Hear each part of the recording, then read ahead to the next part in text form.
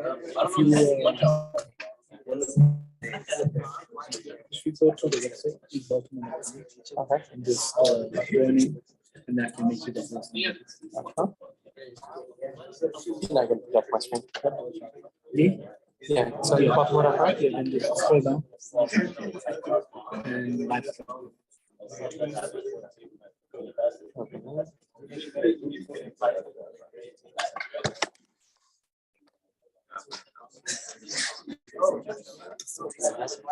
Citizens. I don't know, I thought. Oh, sorry.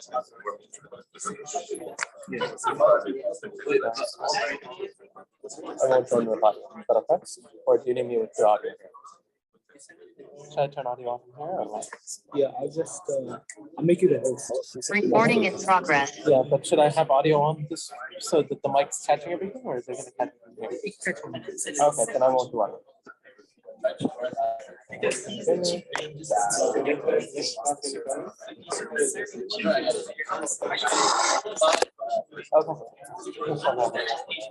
Okay, I can share the screen.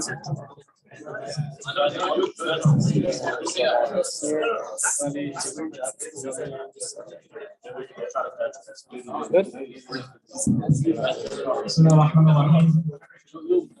السلام عليكم ورحمة الله وبركاته. الحمد لله والصلاة والسلام على رسول الله. أما بعد, alhamdulillah that everything good to go. And inshallah, before we begin, النبي صلى الله عليه وسلم mentioned وفضل كلام الله على سائر الكلام كفضل الله على خلقه وكما قال عليه الصلاة والسلام, that the superiority of the speech and the word of Allah subhanahu wa ta'ala over all of the form of speech is like the superiority of Allah subhanahu wa ta'ala himself over the entire creation. Inshallah, before we begin with today's presentation and lecture, we'll ask Khalid Rashid, inshallah, to come and render us the recitation.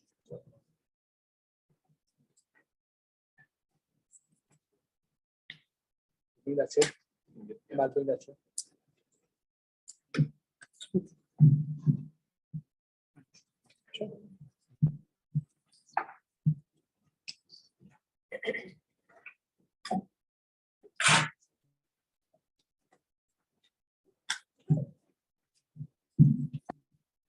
السلام عليكم ورحمة الله وبركاته. وعليكم السلام ورحمة الله.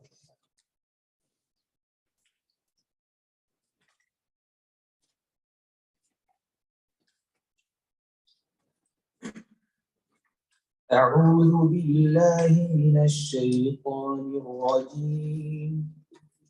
بسم الله الرحمن الرحيم.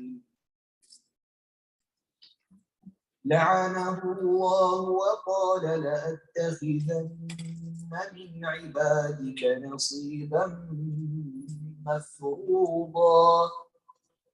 لعنه الله وقال لأتخذن من عبادك نصيبا مفروضا.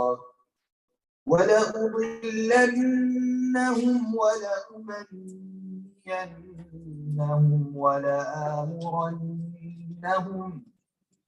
ولآمرنهم فليبتكن آذان الأنعام ولآمرنهم فليغيرن خلق الله.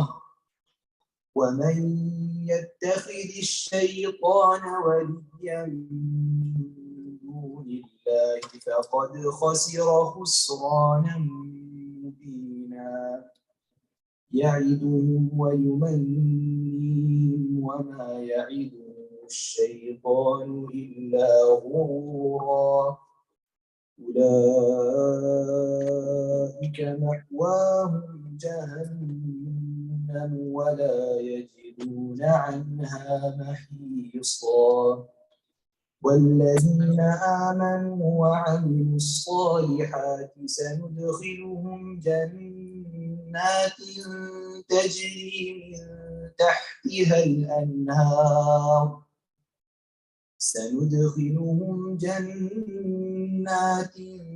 تجري من تحتها الأنهار خالدين فيها أبدا وعد الله حقا ومن أصدق من الله قيلا صدق الله العظيم.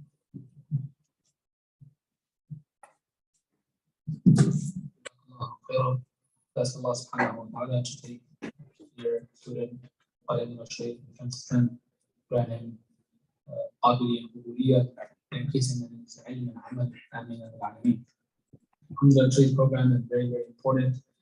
How we can be firm in our faith, navigating the various complexities and the various issues that we have in our society, tracing back their history, their origin, and how Muslims in today's modern world can engage in a manner in which they remain true to the deen of Allah subhanahu wa ta'ala. It can also be productive in the society, inshallah. Our presenter is Ustadh Mobeen Vaid.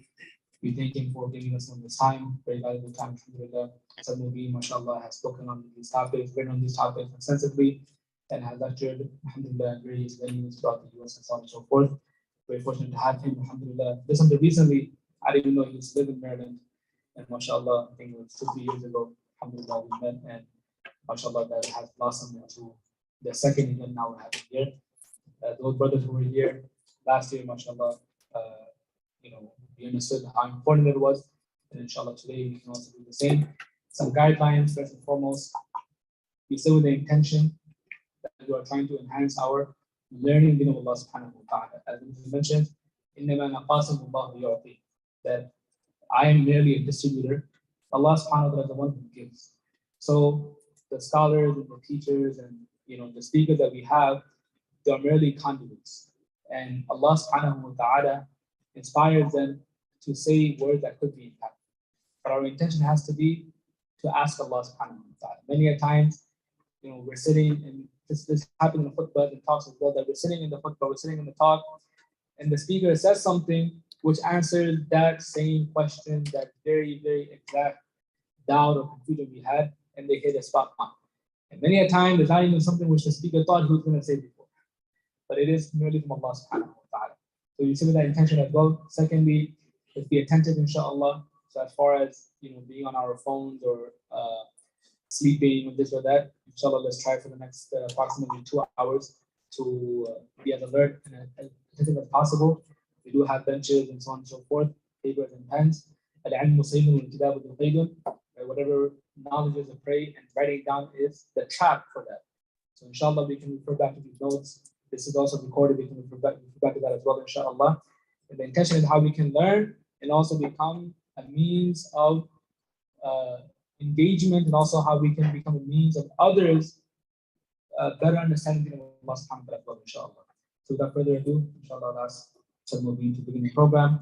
And inshallah, Ustadh, you can go until however long you please. Can be 2 hours, Dhuhr can be 2:15, 2:30, whatever you please, inshallah. There is lunch afterward as well, inshallah.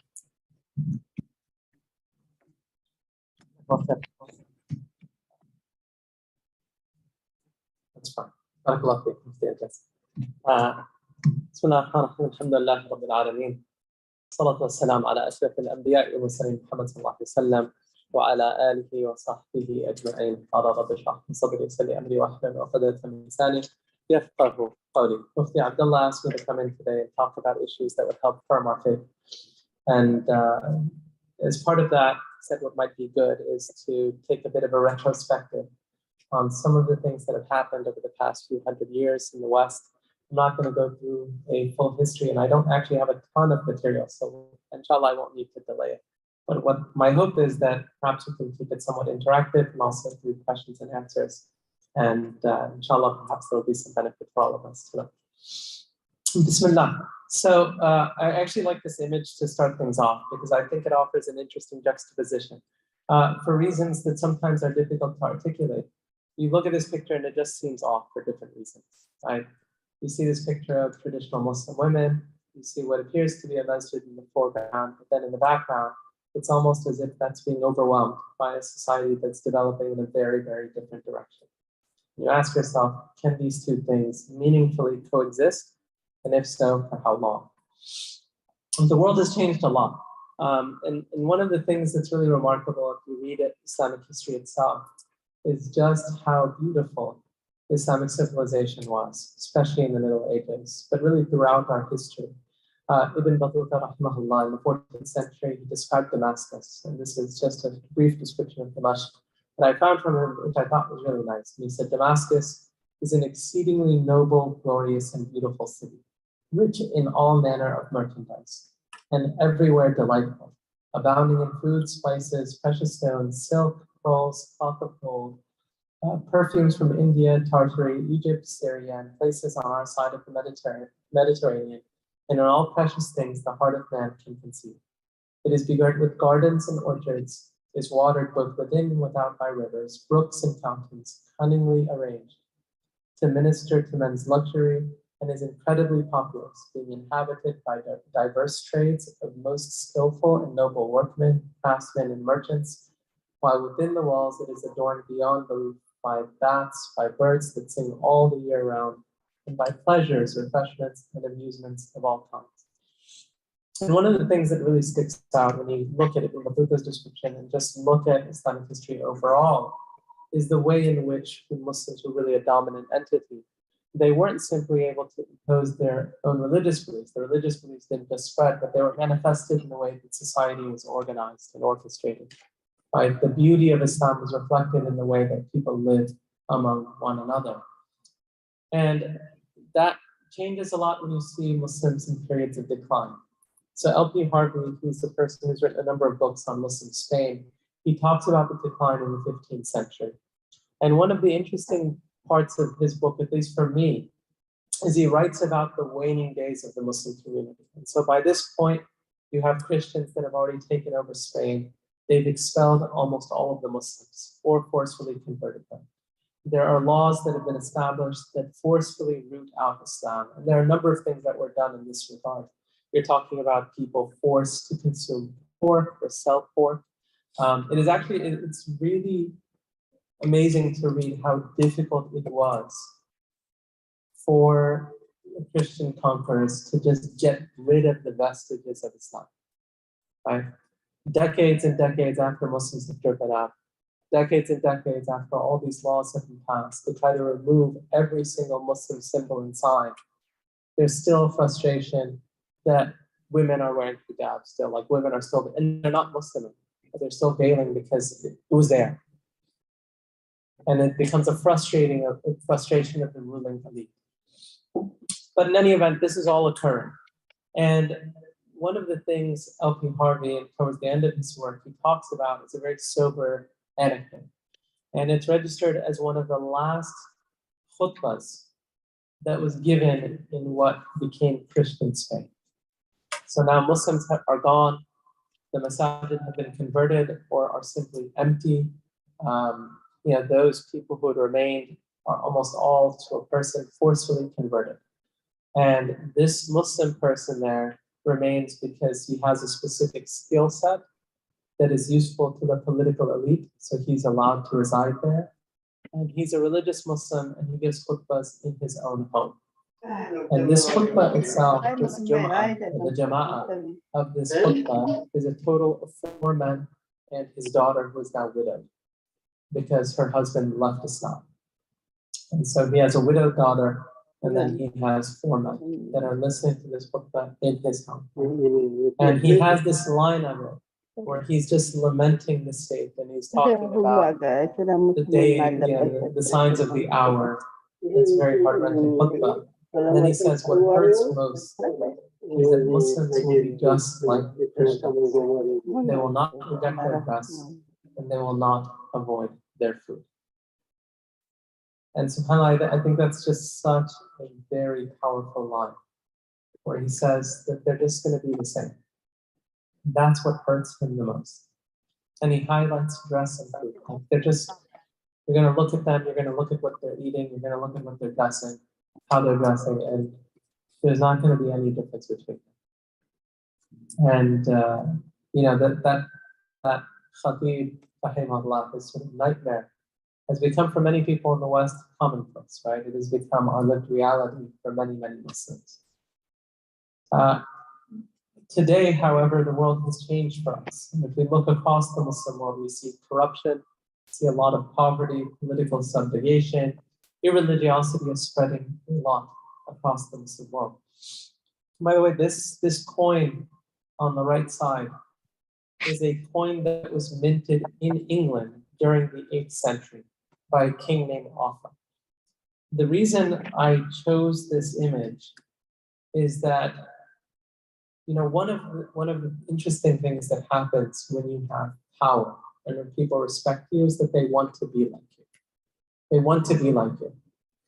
And so the Abbasids had a dinar, which on the outside of it, it was inscribed with La ilaha illallah Muhammadur Rasulullah. So the kalima was inscribed on the outside. And I remember a few years ago, I went to a special exhibit in DC at one of the museums that was on the Vaid. And I was shocked to find the number of exhibits that actually had Abbasid dinars in them, like the sheer number of them. And I was actually thinking, like, were all these people Muslim? Because of how many Muslim things they own. And the person who was sort of curating that area of the exhibit, he said that these were their possessions that they would acquire in their lives that they really valued. And many of them were buried with these coins because they were considered the most valuable things they had. So they weren't necessarily Muslim, but they went, they interacted with Muslims, they got these things from Muslims and they cherished them because they saw them as very prized.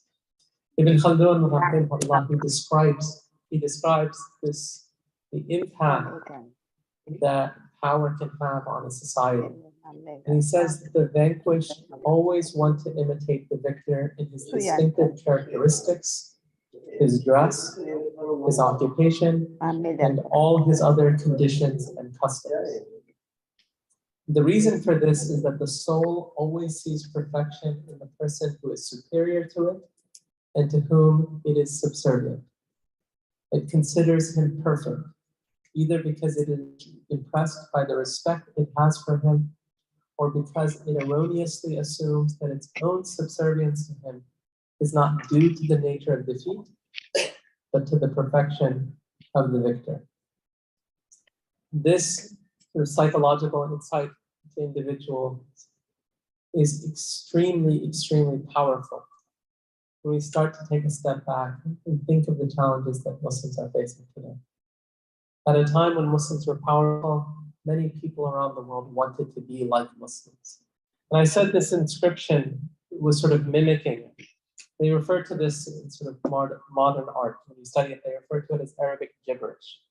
Because it doesn't mean anything, but it's just designed to look like Arabic. Like the people who are inscribing and designing things were so enamored with Muslims that they saw that as a beautiful reflection for how they should design their own society, how they should mint their own coins that they're going to use for commerce and trade. And so they designed things, even though those things had no meaning.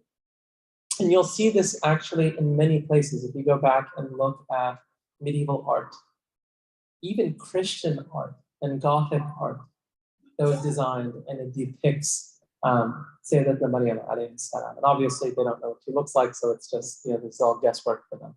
But they'll have halos around her with Arabic gibberish. They'll put that there. Or you'll see that in churches because they don't have a calligraphic tradition the same way. And so you'll have Gothic, like churches that were established in that medieval period where they still actually have that Arabic gibberish that's been outlined. And some of the Christians during that time would commission Muslims to actually do calligraphy, even if that calligraphy just had nothing to do with their project, simply to adorn their things with. And there's a lot of studies that have been done on this, just how far and wide Islamic culture and civilization proliferated when we were in a position of honor and nobility. Today, obviously, the reverse is the case. And you see this everywhere where people want to mimic and imitate the West. A few months ago, I went for Umrah. And my trip was, we did Mecca first, and then it was my mom and I. And so we did Medina second. And then the last morning, we had a morning flight from Jeddah back. The flight was about 10 a.m. And so, or no, it was like 7 a.m. So it was at a bit of an awkward time. So the night before, we ended up staying in Jeddah. The night before, I ended up staying in Jeddah, close to the airport. And so we just went from Medina to Jeddah and we spent the night there. And I still remember going out just for a walk. And the hotel I checked into had a musalla in it. And yet, no one knew where the musalla was, except for this one guy who wasn't Muslim, who worked there. He was from the Philippines. It's just like the bag boy. He was like, I know where it is. And it was a large musalla. It's a large musalla. It was part of the hotel. And none of the people who worked there actually knew where it was in the building. And then I remember going outside and taking a walk. And I was the only one in the boat. Everybody was dressed like a Westerner. Every single person was dressed. It was just incredible to witness. And you see this across Muslim societies now. So for people who are from Pakistan, for instance, Urdu, written Urdu, is becoming very rare. People transliterate Urdu in English now, almost exclusively. Very few people can engage with written Urdu anymore. And you'll see even ads make use of this, signs on the streets, they're all using English. And if you listen now to how Urdu is spoken, they integrate into it English words all the time. Like that's what's happened to the language. And so what you have is a society that's actively being encroached upon by Westernization and is proving incapable to resist it in many powerful ways. And just as that's happening there, it's happening here as well. You have a huge number of Muslims that have a challenge living with the ongoing tension of being a religious Muslim in a society that seems to grate so against it. You feel like you're constantly in this state, like you're just fighting your society. You're always in this conflict between who you are and perhaps who you want to be to make your life easier. And it can be very difficult for that to sustain for a long period of time. Modernity itself is something that a lot of scholars have spent a lot of time writing on, especially Christian scholars. I'm not going to highlight what all of them say, but I'll just highlight a few anecdotes. So Charles Taylor is a big person in this field. He wrote a very, very lengthy volume entitled A Secular Age. And this book, among many, is considered to be extremely authoritative in chronicling the history of secularizing. By secularizing here, I mean sort of the loss of faith. What happened? What happened to the world where in the 15th century, Christianity was just the dominant norm in Western Europe and throughout the West, and now where being Christian is really something that has no meaning, it's very much optional. And one of the things Charles Taylor writes is that although you can believe the same things you did, someone else did in the year 1500, one cannot believe those things in the same way. You just can't believe them in the same way. And it's because the world has changed. And he says that previously beliefs were intuitive. They rested upon bulwarks that made denial of faith, denial of God, if not impossible, really, really difficult. Really, really difficult. And he says that today we live in a world which is basically the opposite. That a person has to choose to believe. And that when one does so, he does so in the face of a culture where the bulwarks are in favor of unbelief, where what naturally people are inclined to is skepticism about belief. In the United States now, recent studies, the most recent Pew study showed that 30% of the US now is religiously unaffiliated. When you talk about the nuns, they say the rise of the nuns. So now 30% of the US identifies with no religion. And that's a big question for us as well, because oftentimes people say, oh, we're still living sort of in a Kitabi country or something like that. You say, okay, well, what does that even mean? Really, like, what does that mean? How many people count from the Ahlul Kitab who are still here? And that's a big question. And I'll say this, if you look at the Ahlul Kitab in the West, if you look at Judaism, for instance, you have three major denominations of Jews. You have the Reform Jews that subsist or they exist here, and they're the largest number of Jews in America and across the West. Reform Jews have openly rejected the halakha, so they've openly rejected rabbinic law. They say the law doesn't apply to us anymore. They also say that the Torah is something that is not binding for all times and all places. So if you ever meet like a rabbinic Jew, it can almost be like, okay, what do these people actually believe? They just, I mean, really, there's no laws, no rules. Their values, everything. I mean, they're very affirming LGBT. It's across the board, right? They'll have like female rabbis. They do these services where people just like sing with the banjo and stuff. Like there's no religion there at all. I remember when the Muslim ban was happening during the Trump administration, one of the Eid khutbahs, a Reformed Jewish congregation came to Eid to show solidarity. And what shocked me wasn't that they came to say, oh, we're with you and stuff. But when the Salah happened in the beginning, they stood up and they prayed. And I said, these people have no deen. These people have no deen. The fact that you would just pray in another religion's prayer just like this, like just like you would just stand up and pray. And there's no deen there. That's such an extreme, like people don't realize how extreme that is to do. That is one of the craziest things for anybody who purports religion to do this. And yet they just did it. Their whole group did it. As if it was this great like experience for them or something. And so that's where Reformed Jews are. Conservative Jews are not far off, even though they refer to themselves as conservative. And then you have a very small segment of the Jewish population that's Orthodox. And you have different groups of Orthodox, modern Orthodox, ultra-Orthodox, etc. But the Orthodox are really the only ones that remain caring about things like halakha. They're like, and they're very much, they tend to consolidate into very specific spaces where they live. They don't integrate a lot socially. They're a small minority of the overall Jewish population. So, that's still the same breakdown in Palestine, like. Yeah, so the brother asked about Palestine. That's a good question. Yeah, so like this is one of the political conflicts now in what they call Israel, right? Which is that like the people who are in power are generally irreligious Jews. They don't really care a whole lot about Judaism.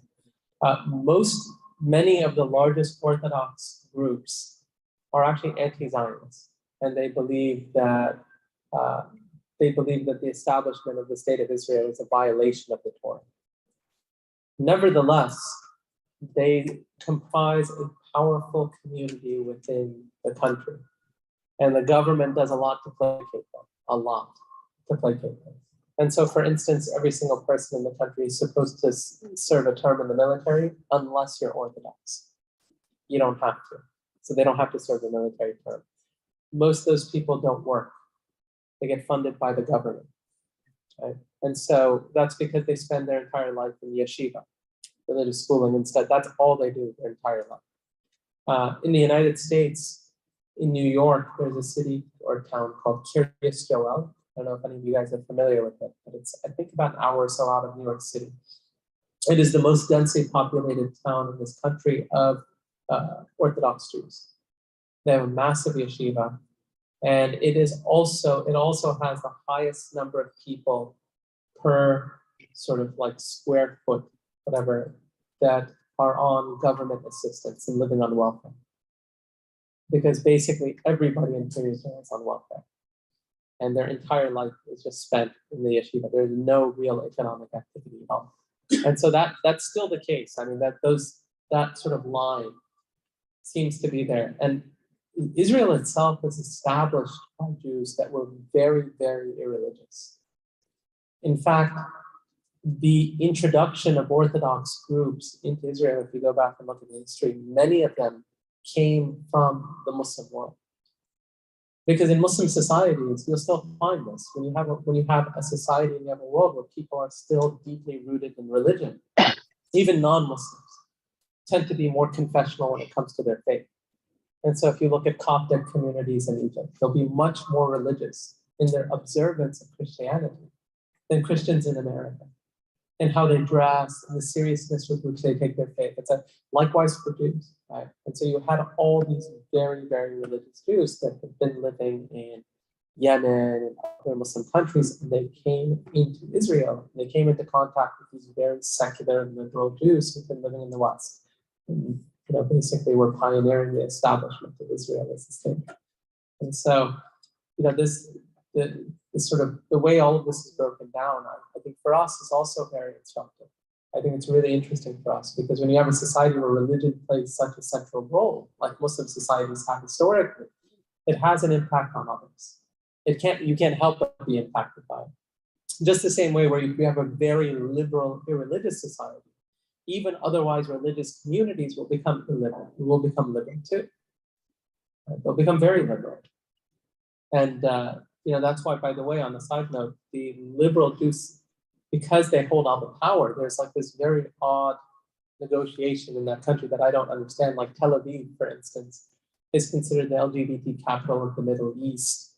Like the culture there is extremely, extremely liberal European, atheistic. And like it's just a very, very large contradiction, which also makes Palestinians bad material for that society. And it drives a lot of animosity towards Palestine because Palestinians are still a very religious people, right? In fact, every single opportunity that the Palestinians had to vote on anything, they have voted for the Sharia, like every single time.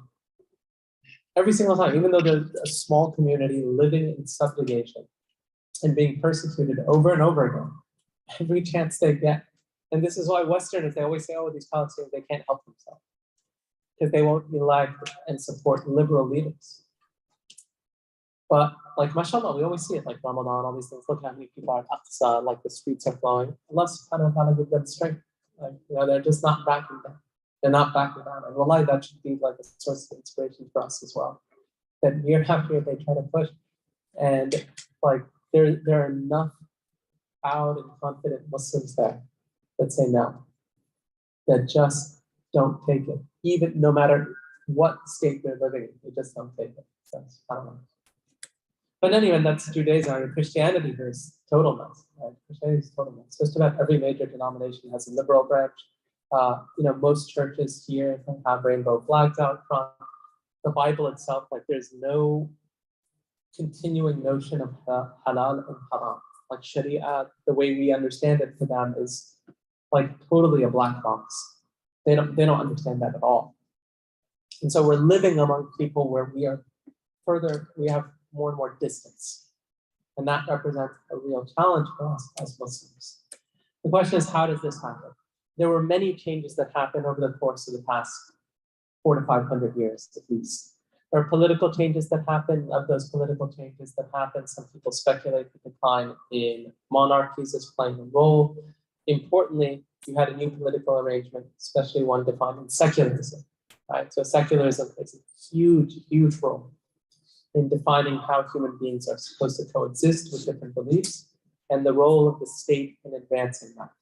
So even today, one of the challenges that we have on an ongoing basis in a secular society is that laws continue to get passed that work against us. And when we object, they say, well, you can't see your own beliefs. Like the government is not beholden to your beliefs. And we look at that and say, well, you guys have beliefs too. And you're advancing those beliefs as laws. You're just calling them something different. Like that's your deen. And you're basically smuggling in your deen and forcing it on everyone else. But you're using language that pretends that it actually isn't a religion. And that's dishonest. And there's a good book, if you guys are interested on that topic in particular, that discusses it extensively. It's by Stephen Smith. It's called The Disenchantment of Secular Discourse. The Disenchantment of Secular Discourse. I think you'll enjoy that if you're interested on that topic in particular. But there's been intellectual changes as well. There's been many intellectual changes that have happened in the period of starting in the Renaissance, then the Enlightenment, the Reformation. We have all these really critical activities that happen in the West that are responding to the church. They're responding to the church. Right? And so you have the Reformation, which is a response to ecclesiastical authority, to the Pope and the Vatican. And you have this Protestant Reformation that comes about and says, no, we can all access the Bible on our own as individuals. And we can arrive at our own conclusions of what it says. Now, the early Protestants weren't that radical, but what's happened is that sort of seed really birthed this idea that each one of us can just access this text and produce novel outcomes. And that's like, even for us, we'd say, okay, Muslims, of course, like every Muslim can read the Quran, everybody can understand the Quran. But the idea that you just sort of independently can read it on and produce whatever conclusions you want, like no one's ever thought that way. And yet that's one of the byproducts of the Reformation, right? Is this sort of privileging and prizing of the individual and the capacity of the individual to do whatever he or she wants, unencumbered, even in religious contexts. The Enlightenment pushes that project forward and says what really unites us as human beings and how society should be organized is this over or underlying commitment to reason, rationality, that we can use our mind. And using our mind, we can come to moral truths. We can understand what's good and bad just through our mind. And that's a very radical idea too. It's a very radical idea. Many people don't realize how radical that is because of how commonplace it is for people to hear. For me, I think this is wrong, or I'm not sure about that. Allah subhanahu wa ta'ala in the Quran says, وَمَا كَانَ لِمُؤْمِنٍ وَلَا مُؤْمِنَةٍ إِذَا قَضَى اللَّهُ وَرَسُولُهُ أَمْرًا أَن يَكُونَ لَهُمُ الْخِيَرَةُ مِنْ أَمْرِهِمْ. It is not for a believing man or a believing woman when Allah and His Messenger have decreed something that they have any khiyara in that issue, that they have a choice. They have a choice. The idea that I can just sit back and construct moral truths on my own requires an unbelievable amount of arrogance. Like the amount of arrogance a person has to have to think that is stunning. And yet most people don't realize how much to sort of internalize the arrogance that they've developed from a society that privileges this idea that we don't need God, and that has been built on the foundation of me just using my mind to arrive at moral truths. And I'll deal with this sometimes where I'll speak to college students and some of them will say, I'm not sure that I agree with this. And they'll mention something in the Quran and Sunnah, and I'll think like, who told you? Like, who do you think you are? Wallahi, like really, like who do you think you are? Like this idea that you're so smart and that you're so brilliant, that it's not coming from a place of I don't understand or I'd like to understand better, but like I don't agree with. I don't think I do. Well, who cares what you agree with and don't? Like you're not the judge of anything. Who's to say your mind is that like omnicompetent that you can cut across so many different issues and arrive at truth? We additionally add in here cultural changes. And these cultural changes are significant for us, especially in America. When you talk about the dissolution of the family unit, especially over the past 100 years or so, starting with the early 1900s, the changes of economic activity that contributed to that, what's happened to marriage, what's happened to divorce, what's happened to promiscuity overall, and the spread of those things. Right?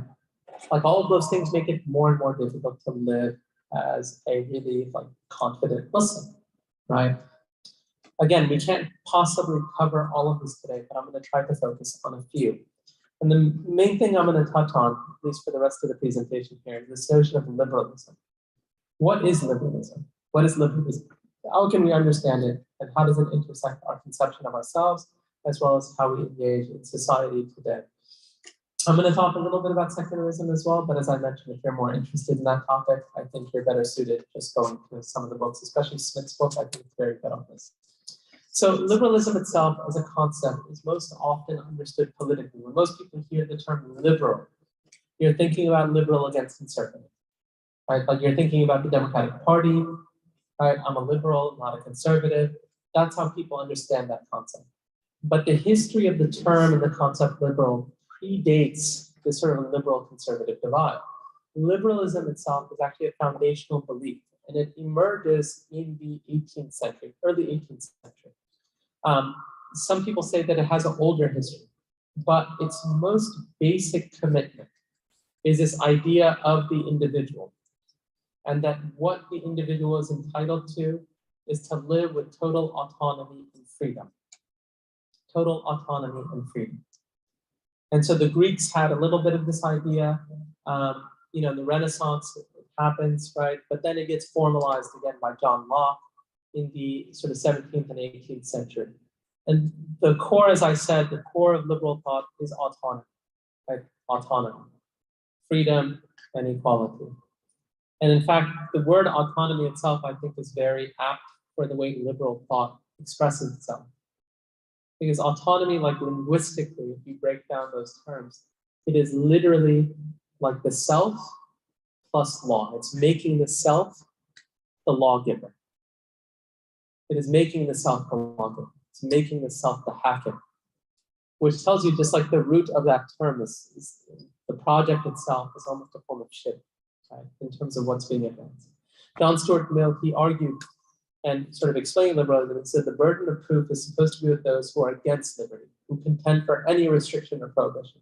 The a priori, meaning the basic assumption, is in favor of freedom, is in favor of freedom. Freedom is the motif of liberal thought.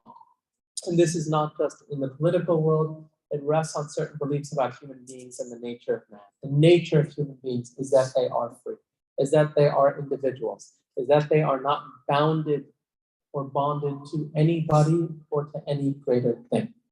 So I guess the question for the group, and we can do a bit of a dialogue on this, how might we judge and evaluate such an idea? Are there problems? Are there areas in which we might actually find alignment? What do we think of it? By the way, the idea of freedom, it's like, here, it's inescapable, right?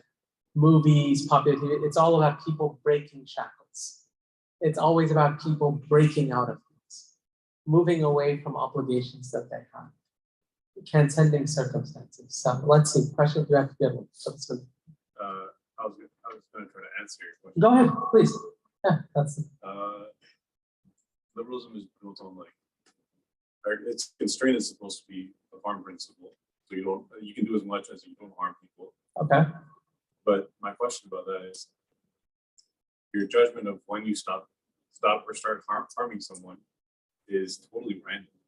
Like I could do something that I'm free to do, but the downstream effects of that, like maybe not immediately, but somewhere down the line, become more harmful than hopeful. Okay, so brothers talking about the harm principle and the way that harm gets, and Smith writes about this as well. So let me push back a little. So in Islam, one of the we have the qawaid al-fiqh.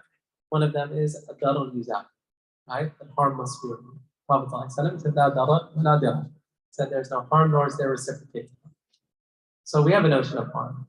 So why wouldn't that be just like that? Seems to totally overlap with like this liberal idea of harm, right? So.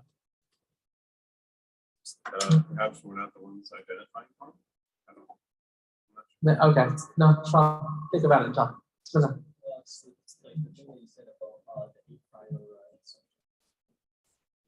Yeah. I think like that goes like that was diametrically to our in the sense of just what you said on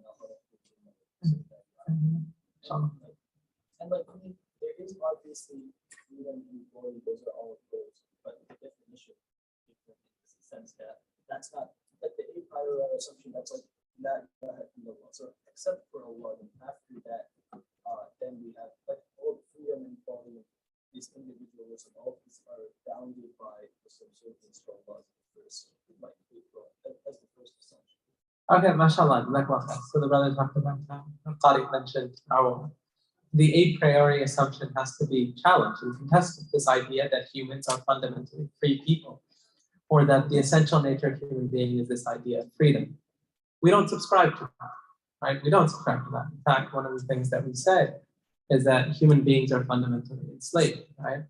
And we don't look at enslavement as a bad thing so long as that enslavement is driven in the correct direction, right? That I have not created jinn or man except for my worship. Ibadah ubudiyah, that a person is engaging in this act of slavery, being a slave to Allah subhanahu wa ta'ala. In fact, being an abd of Allah subhanahu wa ta'ala is an honorific. It's a noble status. It's a noble status. In the Quran, when Allah subhanahu wa ta'ala describes the Prophet as an abd, it's a very, very high mention. Alhamdulillah alladhi anzala ala abdihi al-kitab wa lam yaj'al lahu aywaja. سبحان الذي أسرى بعبدي ليلا من المسجد الحرام إلى المسجد الأقصى. Right? And so abd in these verses come in very seminal moments. And some of the Mufassirin, they say that this is in fact the highest status. This is the most noble mention of the Prophet in the Quran when Allah refers to him as abd. And Allah refers to him as abd. Right? Prophet Ayyub alayhi salam. Ni'mal abd. Ni'mal abd. What a beautiful slave. What a beautiful slave. So for us, we say, look, that's there. But we also recognize that some people are slaves of their desires, right? And so what people refer to today as freedom is simply enslavement to their base desires. It's a type of hedonism being repackaged as freedom. Right? In fact, what Islam does is it removes those shackles. وَيَضَعْ أَنْهُمْ إِصْرَهُمْ وَالْأَغْلَالَ الَّتِي كَانَتْ عَلَيْهِمْ. Allah subhanahu wa ta'ala says that from the things the messenger brought, that he removed the ties that were across their neck, those things that were chaining them up. Because this is the type of, we'd say, like enslavement to one's desires is that most people are happy. And the Prophet ﷺ, who wrote a letter, I believe one of the letters that he wrote, said, Aslim tuslam. Submit to Islam, you will be safe. He didn't say Aslim takun hurra, submit and you'll become free. Right? Like this privileging and this romanticizing of the free individual, hurriya, is very much a byproduct of the modern age. Very much a byproduct of the modern age. The idea that I can just be sort of metaphysically free in this total sense. No, we'd say that nobody can be metaphysically, because your entire existence is contingent upon Allah subhanahu wa ta'ala. People use the term secular humanism. I'll say that that's a contradiction in terms. There is no human being in a secular. The only reason you exist is because of Allah subhanahu wa ta'ala. Right? The Mutakallimin, when they spoke about creation, they said, they have Sheikh Justin, but the Mutakallimin, they said at every single moment, Allah Azza wa Jalla is recreating the creation. At every infinitesimal moment. Right? It's almost like you see like the way that they used to do like comics or something, where it'd be a strip and then they'd have the pages with each scene and then you just flow them together as if it's a clear scene. Yeah? Right? That is the greatest of examples, right? But saying that like that's what's happened. That's what's happened. Like that's how much you are dependent on Allah subhanahu wa ta'ala. That's how much you're dependent on Allah. Right? He is closer to you than Habadil Wari, your jugular vein. This idea that you're just out there, disconnected from God. That is a fiction. And what people are doing in embracing this type of attitude, embracing this conceptual framework, they're divorcing themselves from a recognition. It doesn't change the reality. All it does is it makes them slaves to Satan. It makes them become more and more hedonistic, more negligent of the reality of their role in this world. And so when we talk about one of the fundamental points of contradiction between us and liberal thought, it is this priority of freedom that is given to freedom in a way that is way beyond anything human beings have ever thought of themselves previously, and that is in direct that entails almost denial of reality as it is. And that's important for us to remember, because we're not talking about our beliefs. We're talking, this is how it is. As a human being, this is who you are. This is who you are, whether you're Muslim or not. I'm not telling you about my personal, I'm telling you this is what the world is. And what you're advancing is something that is a denial of reality. And when viewed that way, I think you almost begin to look at people who have these types of beliefs as people who are just living in abject denial of the world. I mean, it would be as crazy. And this is why when we talk about the differences, some of the philosophical changes that have happened, it's, Charles Taylor talks about how some of these beliefs about God were so taken for granted, because this is actually what exists. That, like, denying that, sure, could someone deny it? Fine. But it's like, could someone deny that this table is in front of me right now? I mean, they could deny it. I'd be like, okay, like that's your opinion.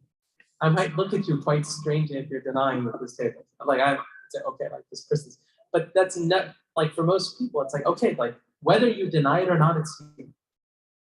It's right here. You can deny it all you want. It's here. The table's right here. Like it's just that real. And so your denial has no bearing on the reality of what's there. And this is what's happening as part of liberalism, is that they've taken something that is eminently real, that actually exists, that literally describes reality as it is. And they've made it optional to the point where people look at it and say, okay, well, that's just your like private belief. Like that's what you think about it, but we can all think about it differently. They've made it something negotiable in the minds of people, as opposed to being something that's simply a staple of existence as it actually is. And so that's one of the huge, arguably the biggest challenges that liberal society and liberalism itself introduces. What else? What else? What are some other problems? Are there any other problems? I have a question. Yes, Bismillah. Actually, I have two questions. Okay. First question is regarding the Quran. Okay.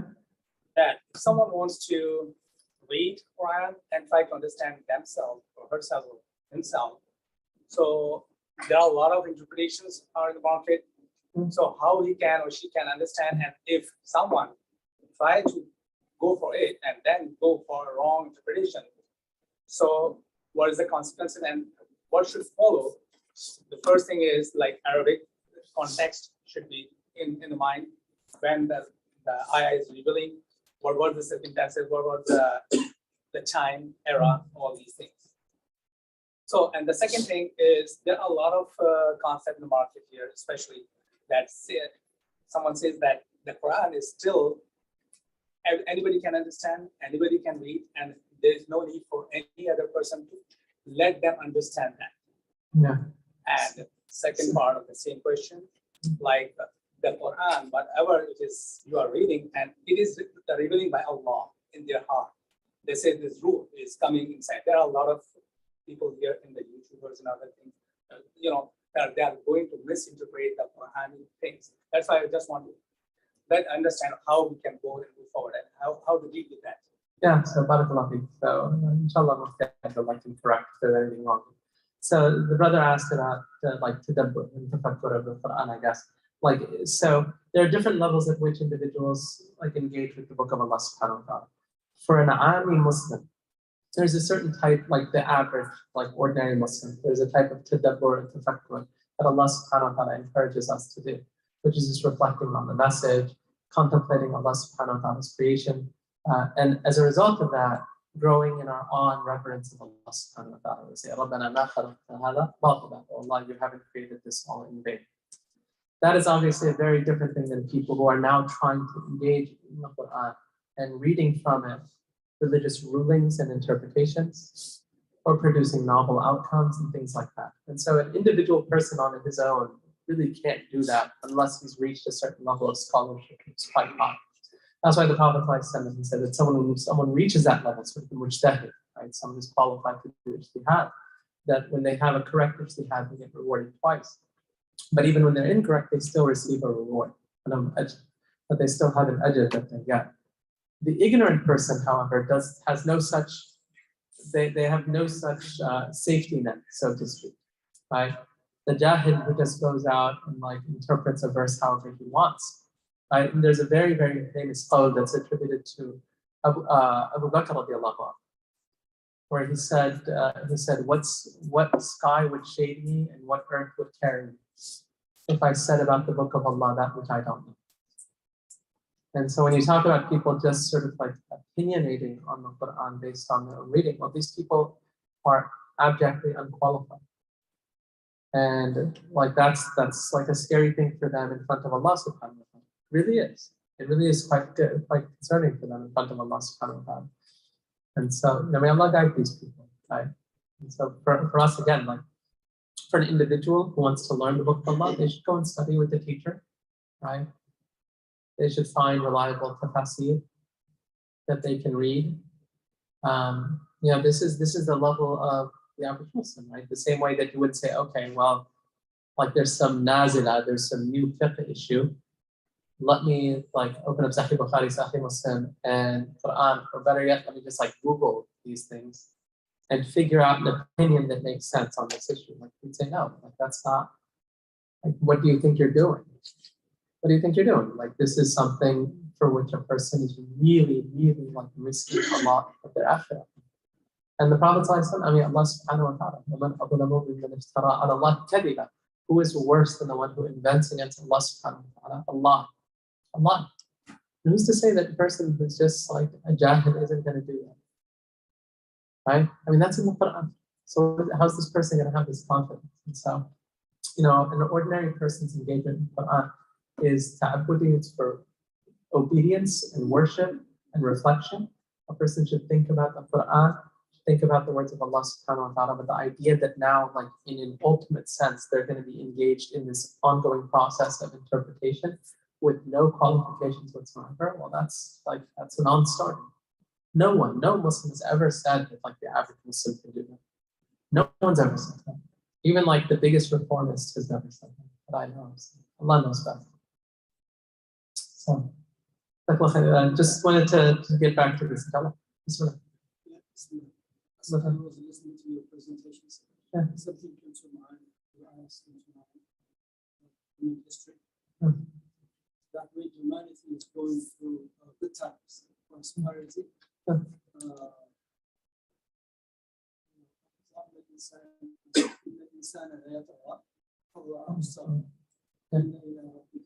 So they will be forgetting that there is going to be the big judgment tomorrow. Whatever they do in this life, they are going to be accountable for what they are doing. Then at the end of Surah Al-Nazi'at,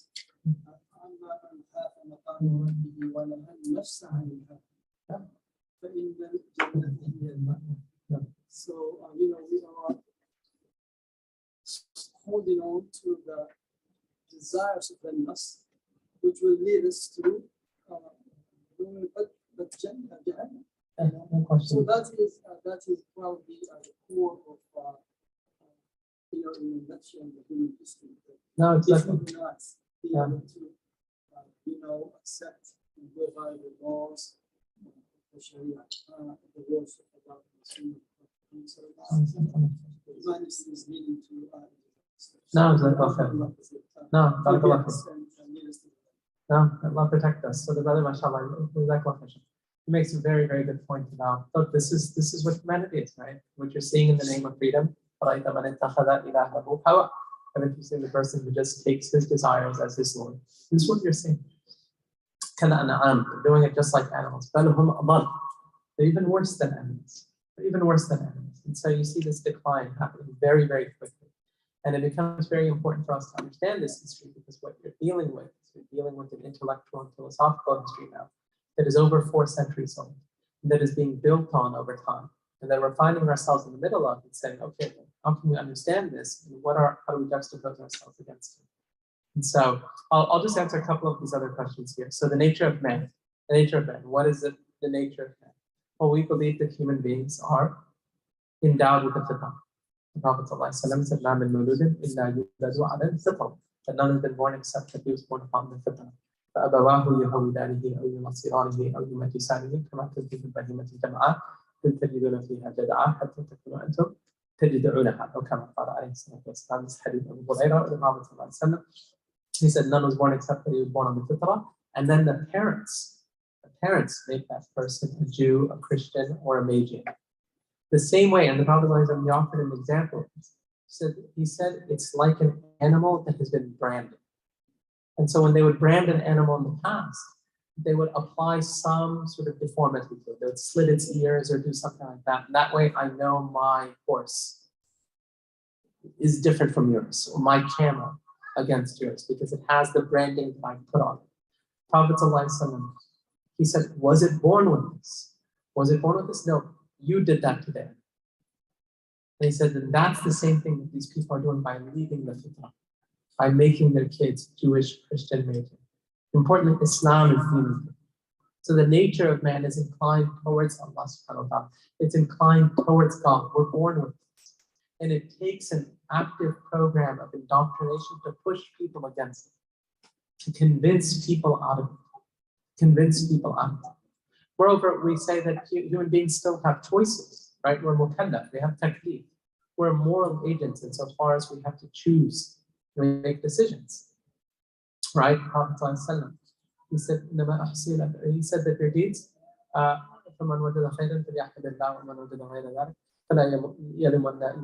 he said that all of you are going to be held accountable for your deeds, and whoever does good, then thank Allah. Whoever does other than that, then don't only blame yourselves. Don't blame anyone other than yourself. And so we have taklif, we're moral agents. We're mukallaf in the sight of Allah subhanahu wa ta'ala. We have decisions to do good or to sin. And so we have some nominal notion of freedom. We're not saying that we're like just living with these choices in our life. But nevertheless, we recognize where those decisions in our moral agency sits in the larger sphere of things, especially as it relates to reality itself.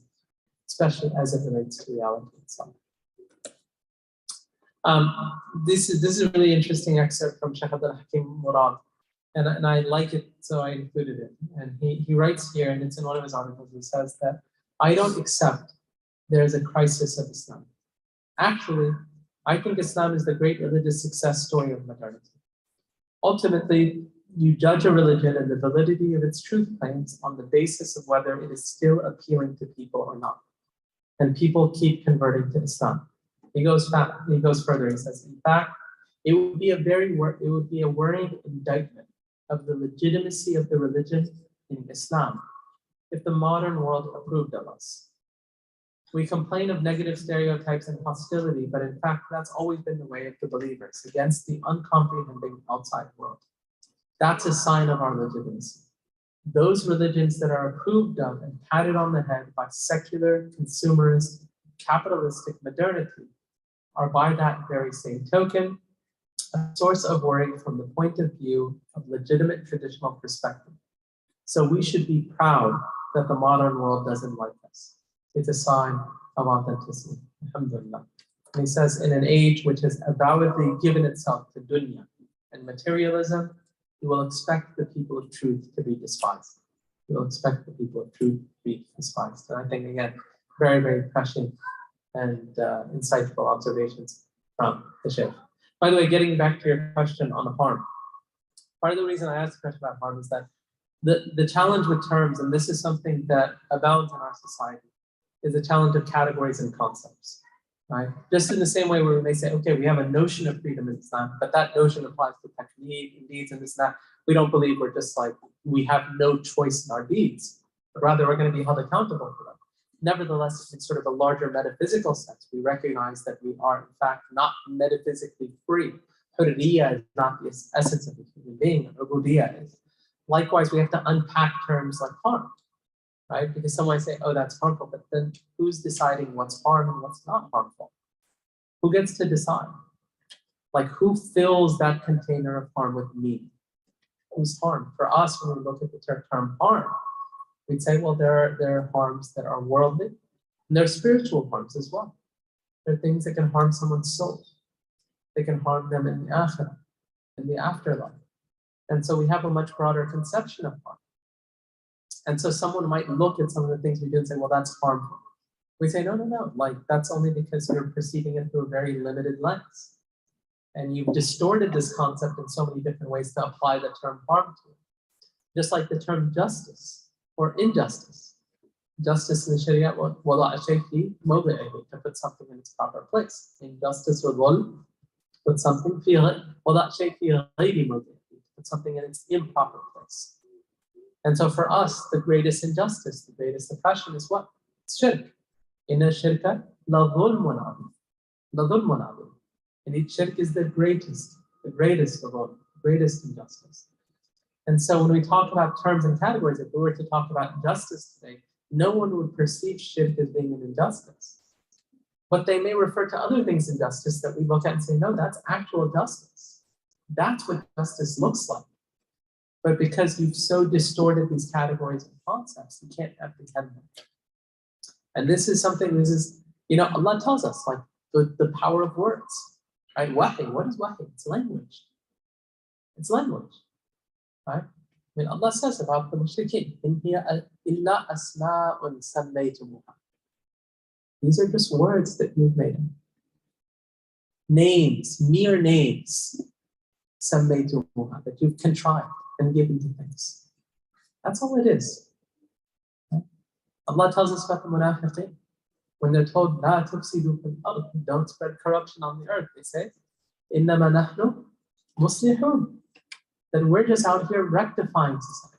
We're doing good. Again, a distortion of concepts and categories. This is important for us to realize.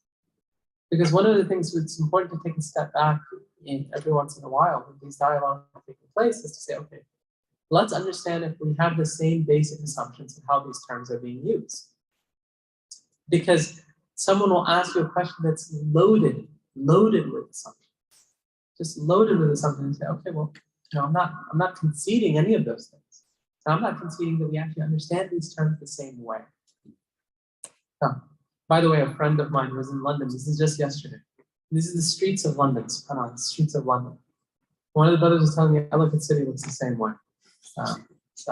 Allah knows that. It just tells you how far, like, people can just lose their minds. Just lose their mind.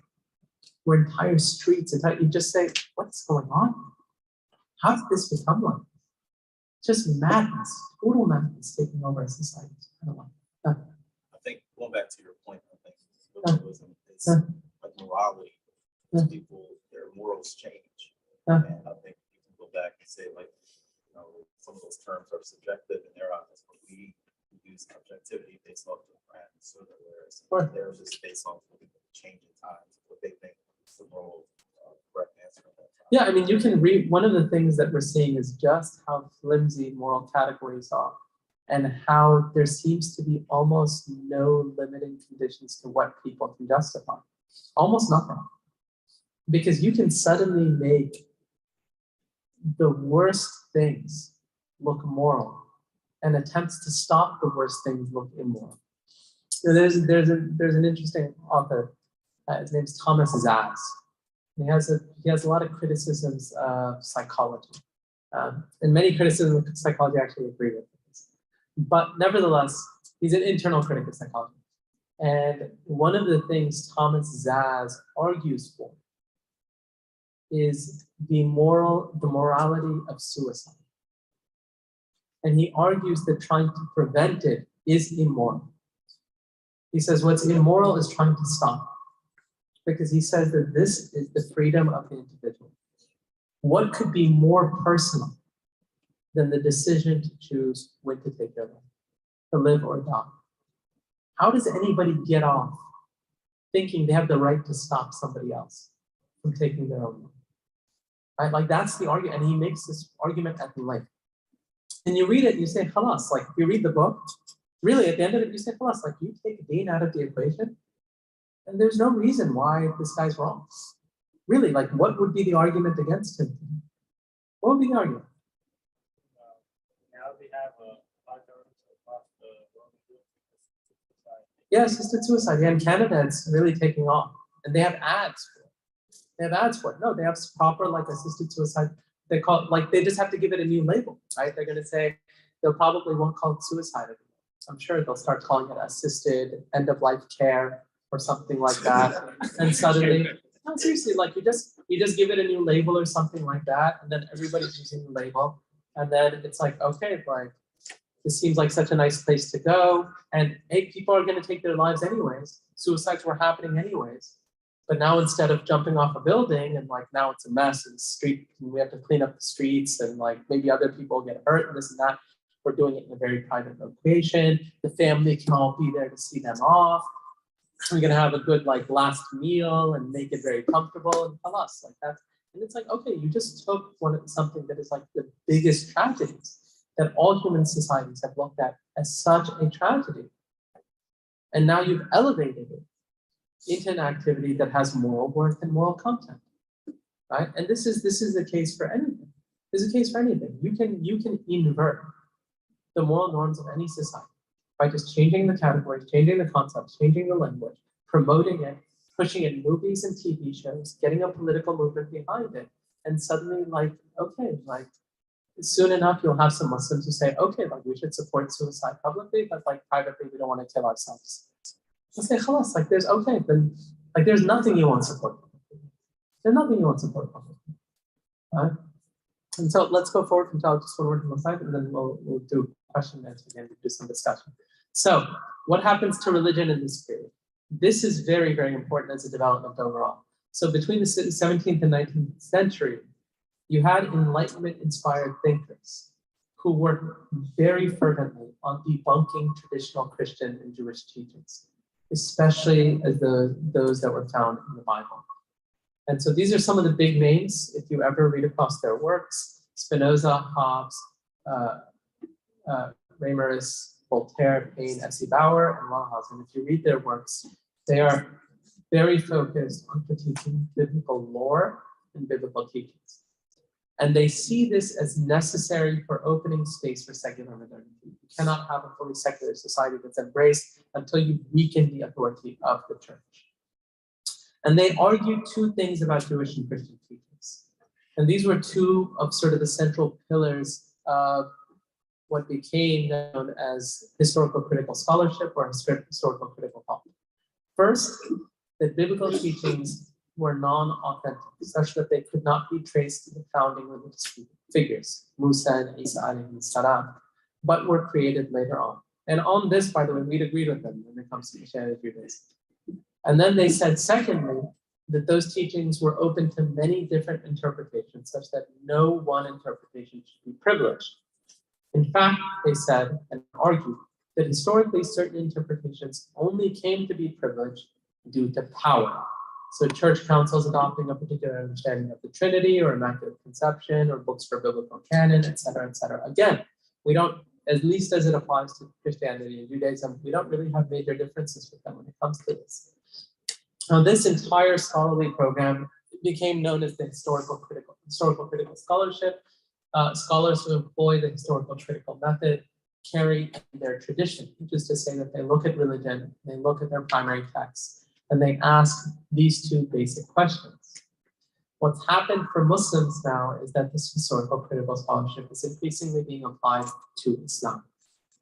And the question is, one, are religious teachings authentic such that they can be traced to the founding religious figures in the Prophet ﷺ, or were these teachings created later on?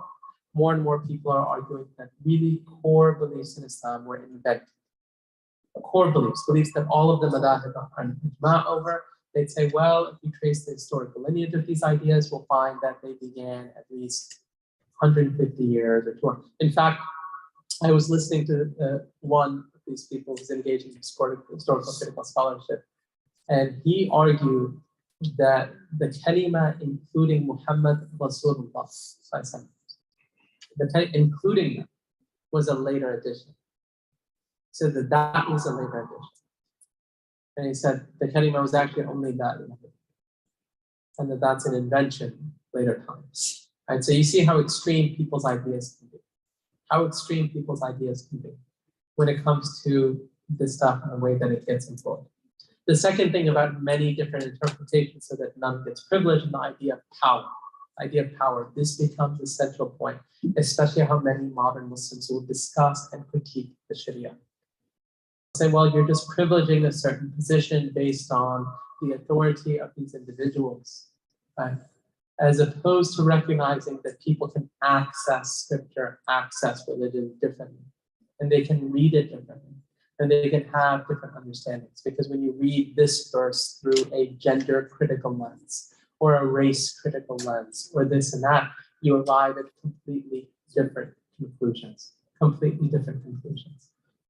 And there's, again, this is really just a very obvious thread to unravel the religion. I mean, that's the goal. The goal is to weaken the authority of traditional Islam, to call traditional Islamic expressions into question, to treat them as if they are resting on weak foundations, the same way that Christianity and Judaism are resting on weak foundations, and to bludgeon them in a way where the only like the dominant forms of Islamic expression become reform-minded and reform-focused. So the dominant forms of Islam become as weak and non-religious as Reform Judaism, which is not Judaism at all, or Reformed Christianity, which, like, there's nothing there. There's nothing there. Right? So, again, keep in mind the historical critical scholarships, critical method, and where Enlightenment scholars really played a heavy role in advancing these types of ideas vis-a-vis religion. Craig Gay, he has a book called Why It's Tempting to Not Believe. I believe that's the title of it. And this is an excerpt from his book, where he says, one of the most consequential ideas embedded in modern institutions and traditions and habits of thought is theological. Stated bluntly, it is the assumption that even if God exists, he is largely irrelevant to the real business of life. To put this somewhat more tactfully, contemporary society and culture so emphasize human potential and human agency and the immediate practical exigencies of the here and now that we are for the most part tempted to go about our daily business in this world without giving God much thought. Indeed, we are tempted to live as though God did not exist, or at least as if his existence did not practically matter.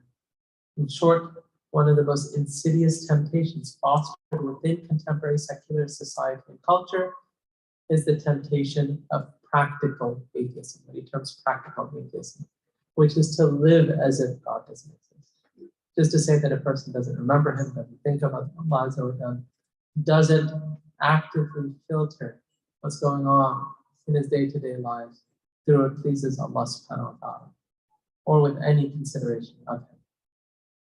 Allah subhanahu wa ta'ala tells us in the Quran, don't be like those who forgot Allah,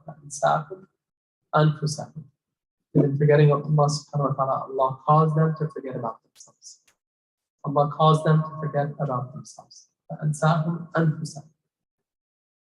This is what happens. A person just loses himself. He loses himself in this world. So this is like when we talk about the bulwarks of modern society, this scaffolding upon which modern institutions and organizations have been built. This is it. This is it right now. And this rears itself just about everywhere you turn. If you guys have been following what's going on in public schools in this country, these are the debates we're having. We're having debates with people today who have given in to practical atheism and are looking at Muslims as if they're crazy. As if they're crazy. Right? In fact, if you guys have been following Montgomery County, the woman that heads the school board there, she was quoted in the media. She said, I feel bad for these Muslim kids. They're just parroting what their parents tell them, and it's all so hateful. That's what she said, honestly. That's how she thinks about this. Right? Like really, like we're these people. We are so like old world. Our beliefs are not fit for modern society. It's becoming a real problem for us. Becoming a real problem for us. Now, what happens to religion as a result of all of these like excursions? When you talk about sort of the philosophical corpus, the political changes, the cultural changes, one of the things that comes out of the Enlightenment project is we have to weaken Christianity and Judaism in order to usher in a world of pluralistic tolerance. Everybody can believe whatever they want to believe, and no one is judged. That gives way to basically religious indifference. And this is the natural sort of dominoes, if you will, of a secular society. Secularism begins from a platform saying, hey, we just need to separate religion and state, but we want to offer people a place to practice their religion very strongly. And that gives way to a society where religion really stops mattering a whole lot. That's basically the way it goes. And on a side note, this is something we're seeing in the Muslim world now, become ever more aggressive.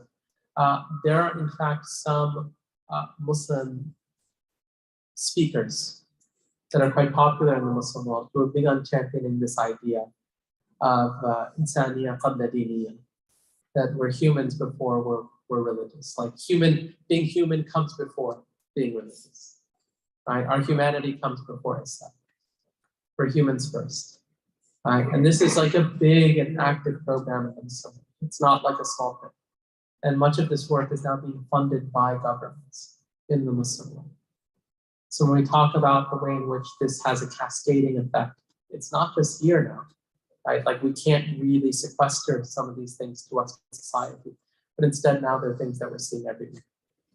The fact that God has created control of this world becomes probably unpalatable to people. We all are seen as agents of our own lives. This is now the empowering rhetoric that we see from self-help gurus. And it was a staple of Muslim reform movements in the 20th century.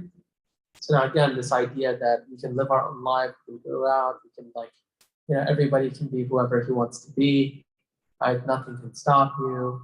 The only person who tells you no is yourself. If you follow ad campaigns, right? Every single like brand that's selling you something is telling you, okay, this is just be you. Just be you, right? Nike, it's just do it, right? No one can tell you no except for you. Don't let anything stop you. Break through every single last barrier. That becomes really almost a theme that undergirds modern society and that is just etched into the mind of every last person in the West. Alongside this, the internal liberation from fear or guilt embraced. And this is a big one, because one of the biggest critiques that they'll make of religion today, and that becomes almost an attack and weaponized against religion, is that when people live with religion, they live with a sense of guilt when they sin. And they live with this ongoing sense of, am I doing right or am I doing wrong? But if I can shed that out of my mind, if I can shed that out of my heart, I can be so free. I can be so happy, in fact. Like, why can't I just embrace myself? Why can't I live for myself? You'll hear this sometimes where people say, I've been living for other people for so long, I just finally wanted to live for myself. And in order to live for myself, I went to Europe and backpacked for a month or something dumb like that, But this is what these people do, right? Like they'll talk about stuff like this, and they'll say, and that has a real effect, right? This has a real effect. If you think about the challenges related to marriage. Many people, part of the reason they get divorced, they say, I'm tired of not being able to do what I want to do. Really, like at some point, I want to be able to do what I want to do. I deserve to be happy. I deserve, and you'll say, okay, well, how are you conceiving of happiness? What is happiness to you? Just going out and partying all the time? Is that happiness? There's really no happiness you can find in a household with children, husband and wife. There's no happiness there at all. And this is again, this is how these categories and concepts are deployed now. And so this liberation from feeling guilty, this liberation from anything that would stand in the way from you doing what you want to do becomes something that is so powerful for the average person. It's extremely difficult for us to try to minister to people who can take it in and captured by these types of thoughts. And then the psychological allegiance shifts from God to man. Man is the prime mover, the agent of all his deeds, the governor of his own domain. Man possesses sovereignty in modern religious norms, And this is why more and more modern religion becomes therapeutic towards the individual. It becomes personalist, right? What is religion telling us? It's telling you to embrace yourself. It's teaching you how to be you fully. The most popular sermons from the big name televangelists all sell this message, every last one of them. And religions subconsciously or unselfconsciously shift in this direction as well. So they speak less and less about the supernatural, right? Whether it's the malaika or jinn or anything else. You speak less about the akhirah. You speak less about heaven and hell. All of these things become topics that you don't see as much. And instead, you end up speaking more and more about community, mental health, right? All of these things become much bigger places of priority when it comes to topics. In fact, it's interesting because one of the things that the Prophet said from the signs of the end of times was that people would speak less and less about Dajjal. They would speak less and less about Dajjal. Right? And that's like one of the things that we're supposed to remind ourselves of. Now, they become fitna to Masih Dajjal. We seek refuge with Allah and protection from the fitna of Masih Dajjal, the Antichrist. And it's one of the things that people are supposed to remind them precisely for that reason. The Prophet said at the time, then people will just forget these things. They won't mention them anymore. And so I think this is the last slide I have, and we can sort of do a bit of discussion after this. But Allah Azza wa Jalla tells us in the Quran, وَلَقَدْ ضَرَأْنَا لِجَهَنَّمَ كَثِيرًا مِنَ الْجِنِّ وَالْإِنسِ لَهُمْ قُلُوبٌ لَا يَفْقَهُونَ بِهَا وَلَهُمْ أَعْيُنٌ لَا يُبْصِرُونَ بِهَا وَلَهُمْ آذَانٌ لَا يَسْمَعُونَ بِهَا أُولَئِكَ كَالْأَنْعَامِ بَلْ هُمْ أَضَلُّ أُولَئِكَ هُمُ الْغَافِلُونَ. And we have certainly created for hell many of the jinn and mankind. They have hearts with which they do not understand. They have eyes with which they do not see. They have ears with which they do not hear. They are like livestock. Rather, they are more astray. It is they who are heedless. It is they who are heedless and negligent. And subhanAllah, this is something Allah tells us throughout the Quran. That there are people who have sight that can't see anything. It's almost like they've been completely blinded to the ayat of Allah subhanahu wa ta'ala. In fact, one of the things that people will lament, the people of hell, they'll say, وَقَالُوا لَوْ كُنَّا نَسْمَعُ أَوْ نَعْقِلُ مَا كُنَّا فِي أَصْحَابِ السَّعِيرِ. That if we only heard, listened, or had aql, actually had sort of a mind to use them, مَا كُنَّا فِي أَصْحَابِ السَّعِيرِ, we wouldn't be from the companions of the fire. We wouldn't be from the people of the fire if it weren't for them. Allah says that people can put themselves in a position where they become blinded to all of the signs, where their fitrah becomes corrupted, where their hearts get hardened, And for us, when we talk about tabat and institutionalizing tabat, it is living in a way that grates against all of this. It's something that takes so much more work today, but it happens through the remembrance of Allah subhanahu wa ta'ala. It happens through the worship of Allah subhanahu wa ta'ala. It happens through the jama'ah. And coming together with other Muslims. Because we can't do it on our own. Wallahi, we can't do it on our own. We recognize that we're not just like isolated actors, but we're actually embedded in societies and in cultures. So we need to be in cultures and spaces where it's normal to live as a Muslim, to think as a Muslim, to behave as a Muslim with other Muslims. Because without that, we're just going to be on an island surrounded. And the wolf devours the sheep that strays from the flock. The wolf devours that sheep. And so there's power in numbers. And the way that we establish tabat is by prioritizing and making sure that our own ibadah is something that we're on top of as Muslims and believers, whether it's our daily adhkar or our ongoing salawat, praying salah on time, especially fajr, right? So sleeping at a real hour, staying away from things that are sources of fitna, and asking Allah subhanahu wa ta'ala time and time again to give us tabat. Ya muqallibal qulub, thabbit qalbi ala dinik, thabbit qulubana ala dinik wa ala ta'at. The Prophet ﷺ used to ask Allah, O turner of hearts, keep our hearts firm on your path. And so with that, inshallah, we can open up maybe just some Q&A. Bismillah. So I just want to play a devil's advocate for a Sure, second. Bismillah. And there's a lot of Muslims who have like this pessimistic mindset where we're weak, we're divided, we don't have our numbers. Yeah. And then you look at the like you described, you talked about the conditions of the Muslims after the downfall of Andalus, and you look at more modern day examples with like Muslims in France who aren't allowed to wear hijab, to more extreme examples like the Uyghur Muslims. And once you look at like these different things, something like John Locke's idea of like more classical liberalism can be like appealing in a sense that we have the freedom to practice our religion where other people don't. And on top of that, we have, for example, Incan itself is a result of that because we have the freedom to open this institution to preach, for you to talk. So how would you respond to that?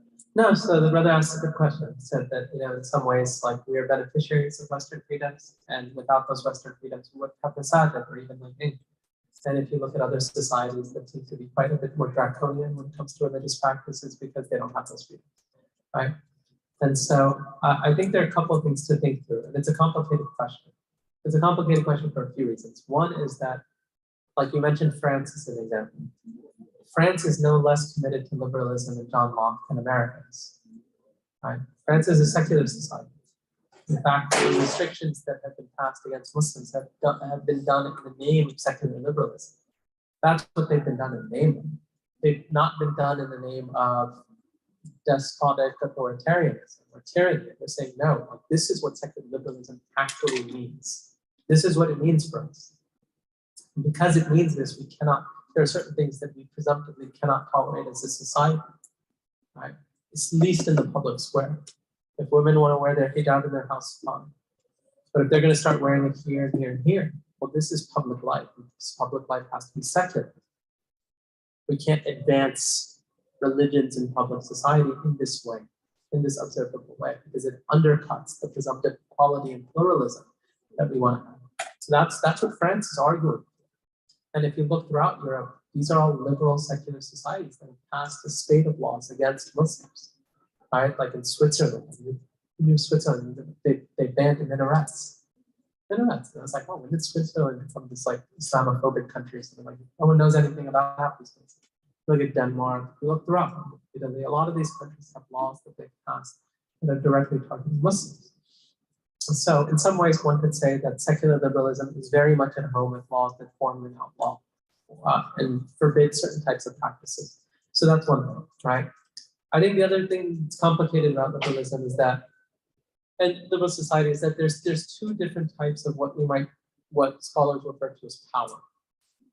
Even though it's not our terminology, nevertheless, I think it's useful in trying to understand dynamics and human dynamics. There's what people call hard power, and then there's what people call soft power.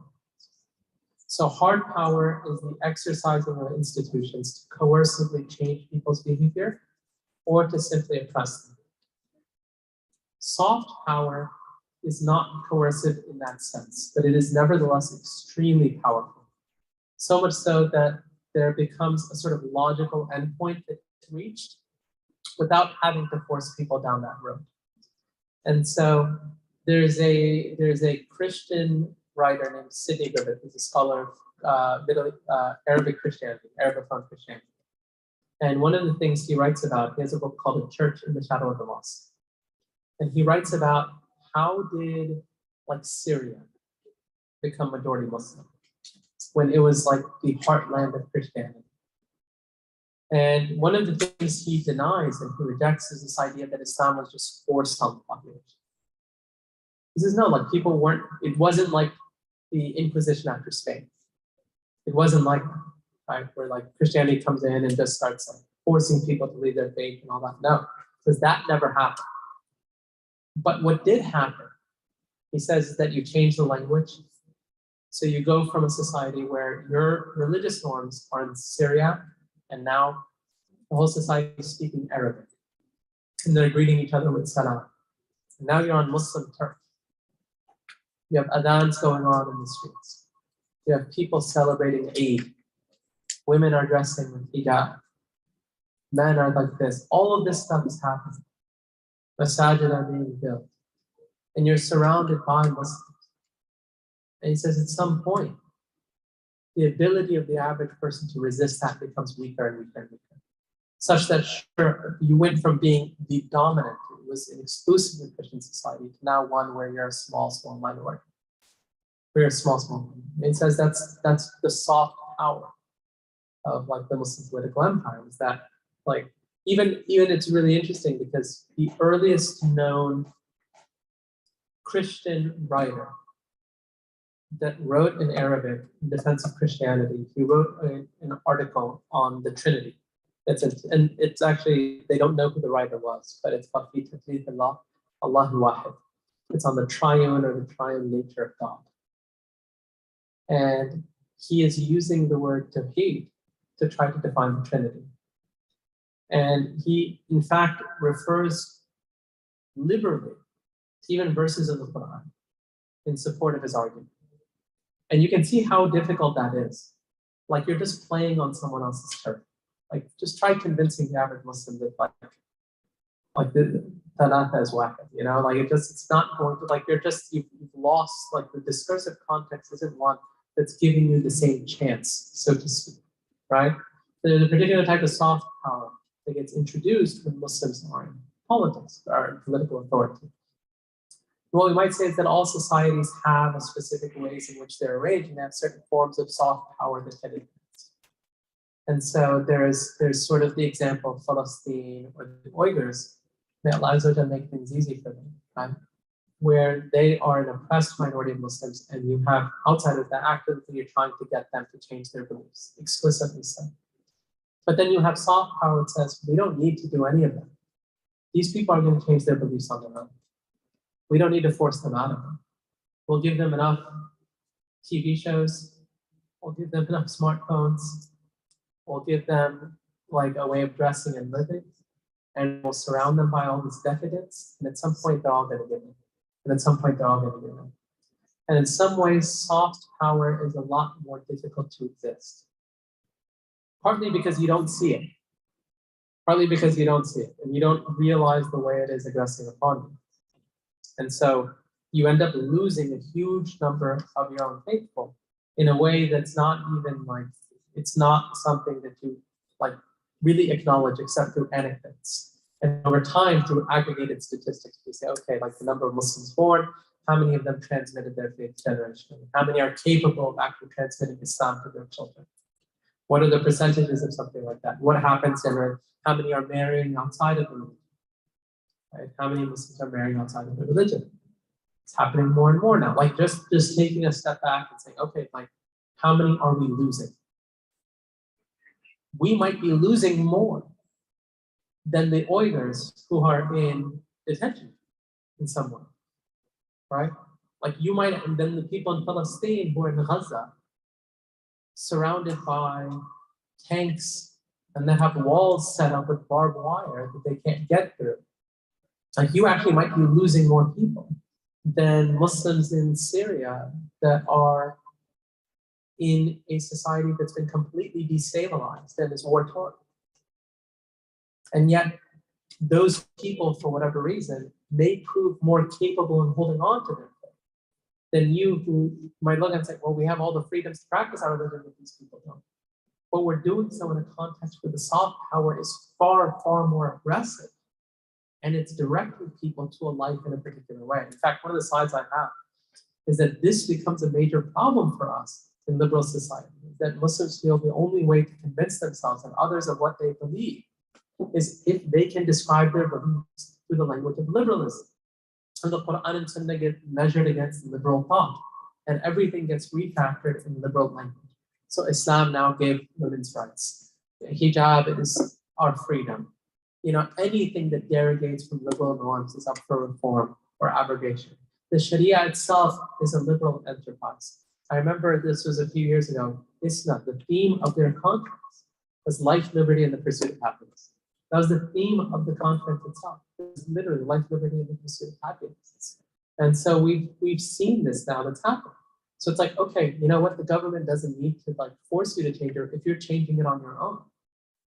Right? Like, why would you think about France, right? In America, why would they need a niqab ban in a country where no one's wearing the niqab? Right? Like, why would they need to ban something that no one's doing? You only ban something if it's actually being seen in numbers. In some ways, you might say, okay, like France probably had to pass that because more Muslim women there were actually wearing niqab than here. And here, it's like we were like, oh, alhamdulillah, America. But I always think to myself, well, how many Muslims, especially in America, actually wear niqab? Such that would become something that like our society actually notices. That people outside of us notice and say, wow, like they're actually in there. No, it's like extremely rare, even in masajid. And so what happens is when you shift in that way, and when your own sort of sensibilities end up being changed, in some ways that ends up being far more powerful. And the reason that this problem is exacerbated in some ways is that it's not localized to the US. Like in some ways, this country is the engine for cultural development around the world. Around the world. So suddenly you see like rainbow flags going up in some countries, and it's not far away, right? I mean, really, like these types of things. You look at the movies that are coming out, right? You look at the media products, you look at the ads, you look at the way people dress, you look at the way people talk, and it's like, okay, like the soft power of the West is so extremely powerful. It is so extremely powerful. I can't remember which, there was a famous Marxist, I can't remember which one. But he said, if you could give me the power of American media, he said, I would make the entire world, it may have been a communist, I would make the entire world communist in a week. He said, I would make the entire world communist in a week. He said, that's all it would take me. He gave me that amount. Right? And that's like people recognize it. People recognize how powerful it is, because now it's like, what does it mean? Like when all of your culture, when all of your heritage, when all of that's been lost. Like that's the tragedy, right? In some ways, it's like, that's what we have to guard against. Because in secular societies, and especially in liberal societies like ours, what ends up being eliminated in religious communities is what they call the religious middle. Because religion becomes such a strong source of tension, either you embrace and fight to hold on to your religion, or you lose it. So in societies where religion is more at home, you can have plenty of people that are just kind of religious. Just kind of like unselfconsciously, they're not the most religious people in the world all the time, but they still care about deen. And there are plenty of Muslims like that today. They're just kind of like living Muslims, right? And they're not perfect, they have a lot of problems, right? They may do a lot of haram things, but nevertheless, they're not like kuffar, okay? That profile of person in secular liberal societies has a very tough time continuing on. Because at some point, that person is going to get stretched one direction or another. And this is why when we talk about like the problem of liberalism, we're not saying something that's like, okay, what's worse? We're saying is that it mounts a different type of challenge for us. It mounts a different type of challenge for us because the challenge of authoritarianism and oppression is in your face. You know it. You know what you're up against. You recognize it immediately. The problem with liberalism is that it's a challenge that is invisible to the average Muslim. Not only is it invisible, most people have internalized the liberal and secular norms and accept them as the natural way of seeing the world. So much so that anybody who calls them into question is looked at as being quite strange and different. And so because of that, it represents a different type of problem for us. A different type of problem for us than other problems that we face. And if you look in the past, like sort of the fiqhi problems that Muslims had, scholars spent a lot of time on them, right? Like if we just like compare history, for instance, you look at groups like the Khawarij, right? The Khawarij came in, they were extreme, right? Very extreme, like in their hudu, in their takfir, all of these things. And the Khawarij fought, they killed Muslims, etc., right? Muslims fought against the Khawarij. The Khawarij didn't last. They didn't really last. Whereas the Mu'tazila come in and they offer a very convoluted theology that praises the mind. And that becomes a source of fitna for centuries. For centuries. And you have scholar after scholar, book after book that's focused on understanding and refuting Mu'tazili thought. That becomes a central focus. And today it's like, okay, there's sort of like the hard power issues, but there's like the soft power of new intellectual currents that are hitting the heart of how people conceive of reality itself. And these are central questions. These aren't like fada'i issues. The nature of man, what exists, the place of God, right? These aren't like the furu', the deen. These are the usul issues, asli issues for us.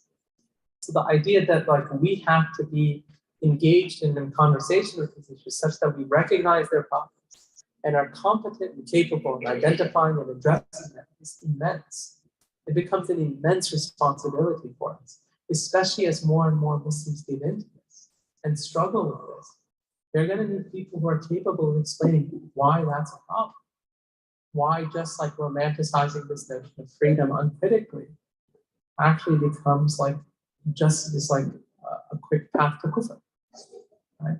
And why it goes against and contradicts so many of our beliefs. Like we have to be able to break categories, break concepts down, explain this to people. And alongside that, we have to recognize that there's sort of the aqdi work that's done, But then there's alongside that the work of sort of tazkiyah that has to be done for everybody, because we're not just sort of a mind, we have a soul.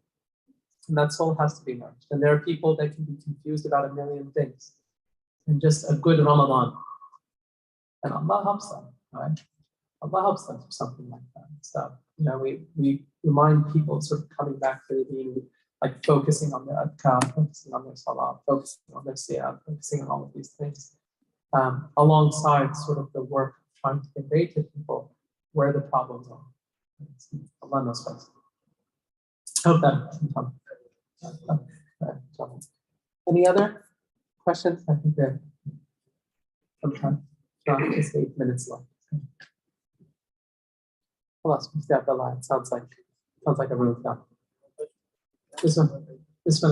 So, I saw a clip the other day of a theoretical society Yeah. where hijab was enforced theoretically.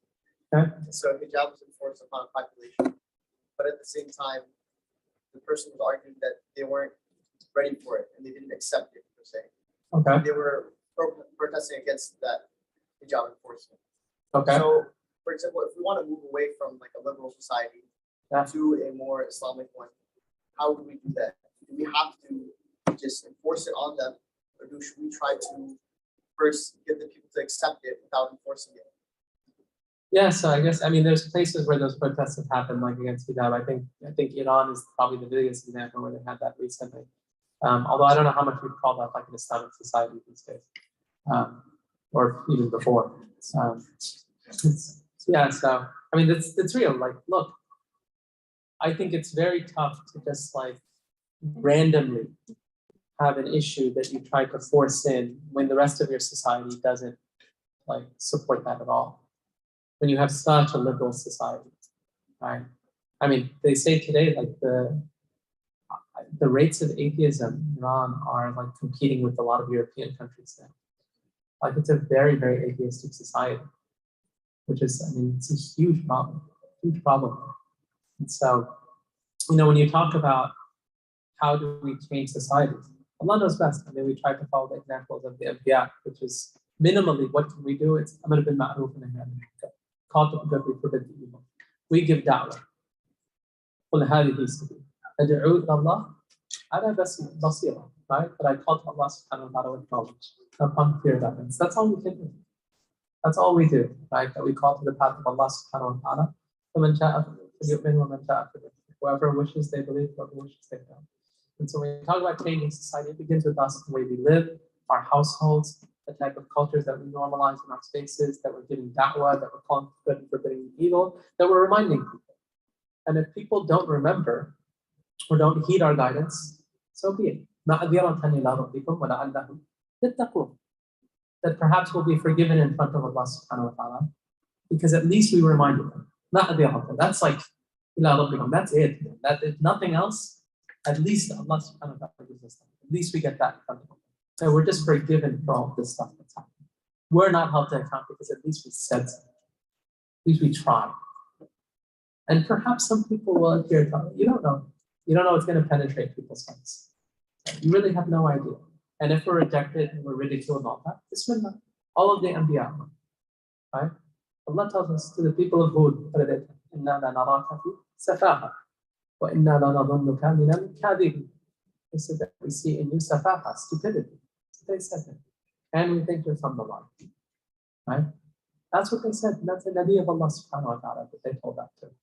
So there's no guaranteed, like, this is the equation for people accepting Islam. No. Right? We might say that when Muslims are able to be in sort of control of things, then it's both bottom up and top down, where they can establish sort of culture that reinforces the norms, and then society on the top also have laws that reflect that. And both of those things tend to go hand in hand. You can't have just top-down random things that don't conform to a society that adheres to those at all.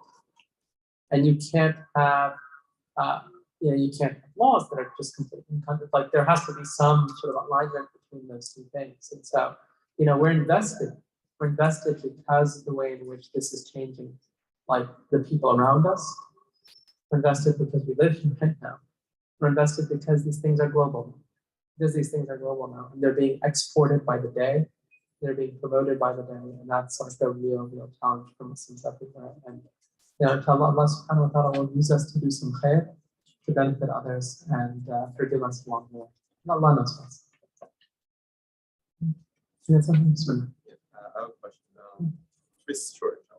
Oh, You spoke with about regarding the France and the Nepal and Switzerland and Finland and spoke about those countries being liberalized, and there's no Nepal ban in the U.S. because who's wearing the Nepal, right? I mean, that's like one reason. I don't know.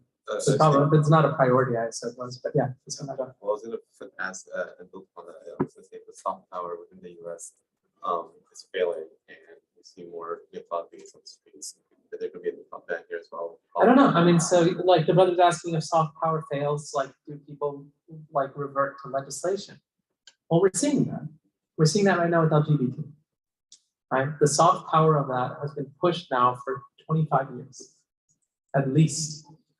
There's very few things that have been promoted and imposed on society more aggressively than that ideological program. And it has been pushed on movies, TV shows, in schools, it's been pushed by celebrities. You can't go anywhere without it. You really can't. I mean, I still tell people, I remember in 2015 when Oberg fell and that like, Supreme Court decision happened. I had a flight, and this was out of Dulles Airport. And I just wanted to see whether it was on time. And the entire airport website was rainbow colored. And I just thought, like, when did I care the airport's opinion on anything? Like, this is the airport, man. Why do I care what the airport thinks about this? Like, who goes to the airport and thinks, like, they agree with my politics, my view.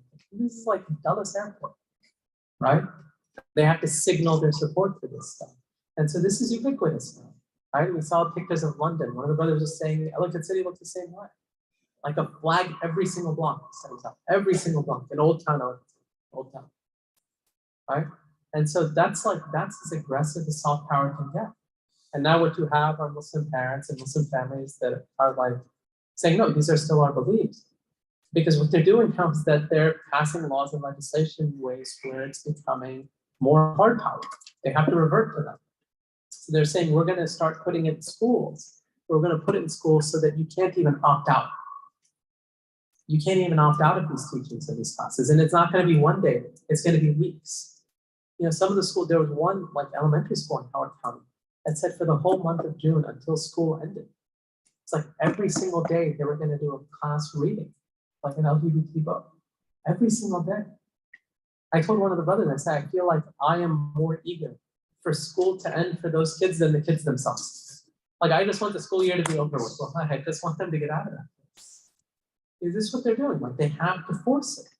They have to force it. They're asking themselves, how much should we tolerate people who disagree with us? What should we, like, how much of their beliefs should we tolerate? And so you're definitely having that in the school level right now. And it's getting very, very aggressive. In addition to that, you're having a number of laws that are being proposed at the policy level to enforce LGBT and to really call into question how much society can tolerate it. What religious exemptions can you have? Really, what can I be exempt from? There's both the exemptions in the explicitly religious context where, okay, if like some two guys come to Inc. and say they want to get married, we have to recognize that or conduct the wedding, right? There's that, which, like we don't today, right? But there's that question, right? There's that question. And this is the point of political debate, right? And then the other question is, okay, well, forget if you're Inc. Let's say you open up a restaurant. Halal food, mashallah, this and that, you're a Muslim owner. And someone says, I want to reserve the restaurant for my gay wedding. So that's going to take place in the restaurant. Are you allowed to say no to them? Right? Like at what, but like they're pushing in the walls for people's ability to say, look, I don't agree with this. And I don't want to be a part of it. I don't want to be a part of it. And they're targeting children really aggressively right now. And so like, you know, a lot of Muslims, it's weird, they'll look at France and say France is like this crazy country, they've done all this stuff. And I'm like, okay, but take a step back and look at what's happening right now and what's happened in the US over the past 2 to 3 years. Do you know that like 8 or 9 states in this country have bills on the books that have institutionalized LGBT teachings throughout the entire state's public school systems. The entire state, Illinois, New York, New Jersey, California, Washington, tons of Muslims live in these places. The entire state public school, starting at the pre-K level, so 3 years old. That's what's happening. That's already done. That's not like khalas, like they're talking about it. And that happened like 3 years ago. And it's there. Right? Like now, in public school, you have to have your kid in school. How many Muslims can homeschool? How many can send them to Islamic school? Probably a small subset. Everyone else is getting taught that, top down, that this is right and this is wrong on this issue. And they're getting taught that from the age of 3. How many Muslim kids are being exposed to that? 4 6, right? And so like now you're talking as long as say, okay, like the sort of the freedom arrangement and settlement in America is really being challenged when Muslims and more Muslims kind of stand up. Like even on this issue, like no one's protesting it outside of Muslims. Very few people are protesting, right? Like it's just kind of us out there. And I look at that and I say, alhamdulillah, like this should be a point of pride for them. This should be a point of pride for us, that Muslims are actually standing up and saying, like, who cares if no one else joins us? I don't care if one other non-Muslim comes with us, right? What's important for us is that we're standing up because at the end of the day, this matters. This matters for us. And so when you talk about like, oh, like the sort of differences here and will that ever happen? It can happen. It can definitely happen. And that's a scary thing. And that's why, like as Muslims, I would say, like Muslims need to be engaged in certain spaces that they may not normally be engaged, simply because that settlement, like this is not guaranteed. And at some point, Allah knows, like when your ability to practice religion gets strict and strict and strict and strict, the only choice is hit it at that point anyway, right? And so Allah protect us. Allah protect us, our families, and our society. Allah knows best.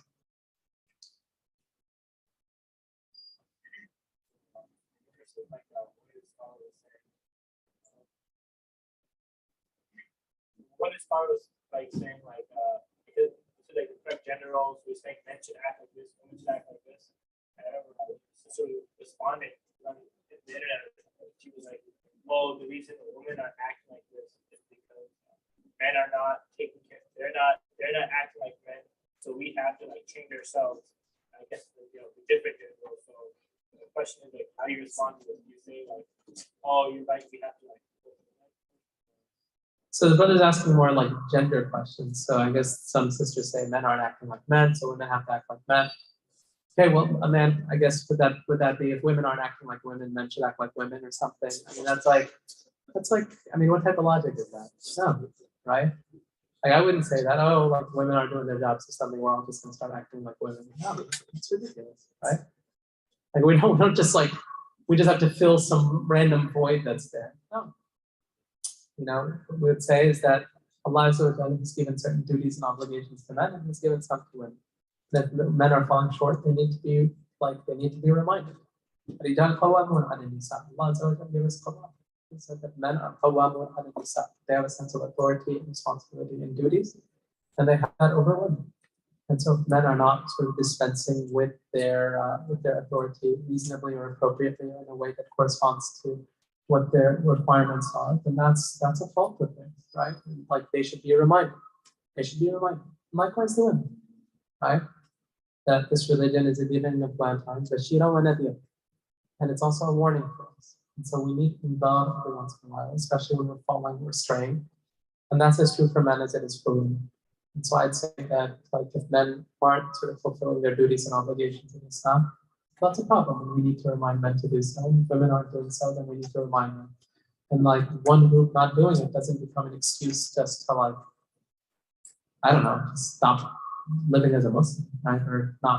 Or completely abandoning what your obligations are. So Allah knows best. Head inshallah. Stop here. Barakallah fiik.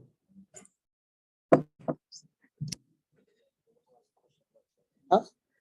Kid who asked a question left, so I think that's okay. Adab is getting lesser, so inshallah we can probably all the benches inshallah, and before we have the adhan, we'll still continue with our Sahih Majlis. today, inshallah, 10-15 minutes. And then so that will be around 2:15 to 20. Salah will be 2:30 and lunch will be served after that, inshallah. Please remain for the majlis, for dhikr, for the salah, for lunch as well, inshallah. And some very important announcements after the salah, inshallah. Shall I close this up? End the meeting? Yeah.